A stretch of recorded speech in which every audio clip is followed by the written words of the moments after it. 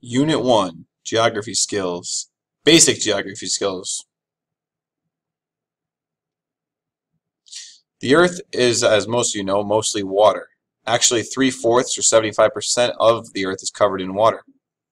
We call these big bodies of water on the Earth oceans. The big pieces of land on Earth are called continents. Continents are made up of many different types of landforms.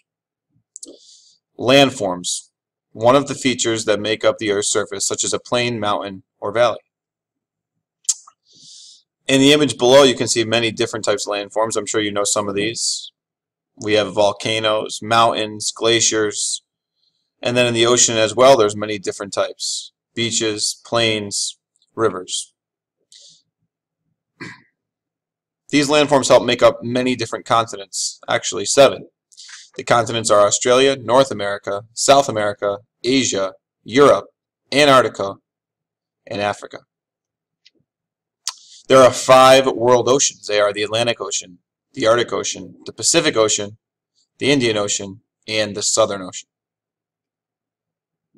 Hemispheres.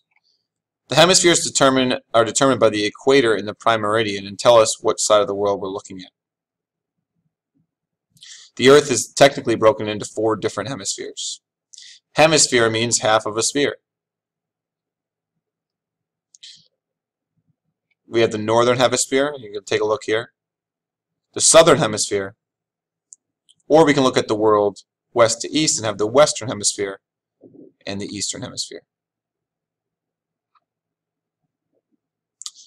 Which hemisphere is the United States located in?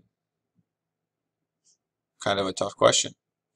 Is it the northern hemisphere or the western hemisphere? How about the northwestern hemisphere? Well, hemisphere means only half, so technically the answer would be it is located in the northern hemisphere, or you could say it is located in the western hemisphere. This year in social studies, we're going to be focusing on the western hemisphere and studying the continents and land from this side of the world. 7th grade, you'll be studying the eastern hemisphere. So, hemispheres, all those important things about hemispheres. We need to know latitude and longitude.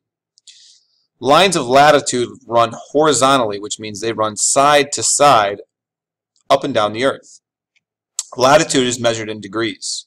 The equator, which is a very important line for us to know, is at 0 degrees latitude.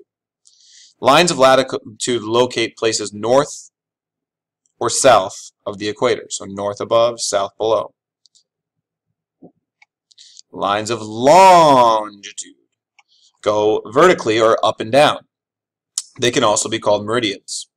The prime meridian, which is at 0 degrees, is found in Greenwich, England.